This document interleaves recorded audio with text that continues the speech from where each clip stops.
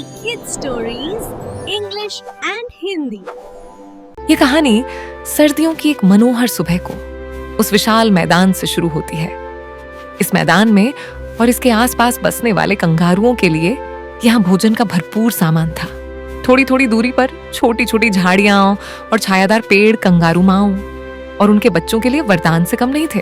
उन्हीं में से एक कंगारू माँ, जिसका नाम मीजा था, अपनी बच्ची लीबा को अपने पाउच में लिए हरी भरी घास के मजे ले रही थी। लीबा अब लगभग 8 महीने की हो चुकी थी और अक्सर बाहर निकलकर इधर उधर देखने की जिद करती थी। लेकिन आज मीजा बहुत सख्ती के साथ उसे बाहर आने से रोक रही थी, क्योंकि उसने 2 जंगली कुत्तों को झाड़ियों के पीछे घूमते देख लिया था और वह अपनी बच्ची की जान खतरे में नहीं डालना चाहती थी। लीबा बार बार पाउच से बाहर झांक रही थी।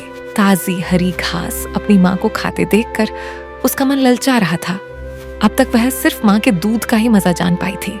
आखिरकार उसकी बहुत जिद करने पर मीजा ने उसे थोड़ी देर के लिए बाहर आने की आज्ञा दे दी, लेकिन पहले एक शर्त रखी। जैसे ही मीजा उसे आवाज दे, लीबा तुरंत वापस पाउच में कूद जाए। लीबा ने वादा किया और उत्साह से अपने छोटे छोटे पैरों पर उछलकर बाहर आ गई। मीजा अब पूरी तरह सतर्क हो गई।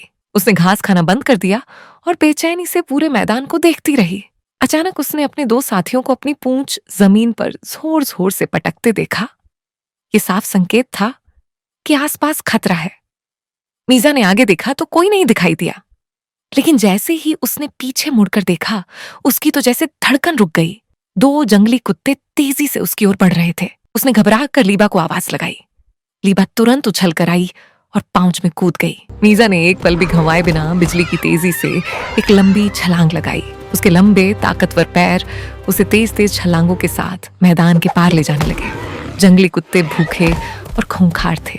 वे लगातार उसके पीछे दौड़ते रहे। उन्होंने लीबा को देख लिया था और वे अपना शिकार छोड़ना नहीं चाहते थे। कुछ देर सीधा दौड़ने के बाद मीजा ने अचानक दिशा बदल दी। ये उसकी एक पुरानी चाल थी, जिससे वह शिकारियों को चकमा देती थी। जल्दबाजी में जंगली कुत्तों ने भी दिशा बदली, लेकिन संतुलन बिगड़ने के कारण एक कुत्ता दूसरे से टकरा गया। दोनों गिर पड़े और एक दूसरे पर ही गुर्राने लगे।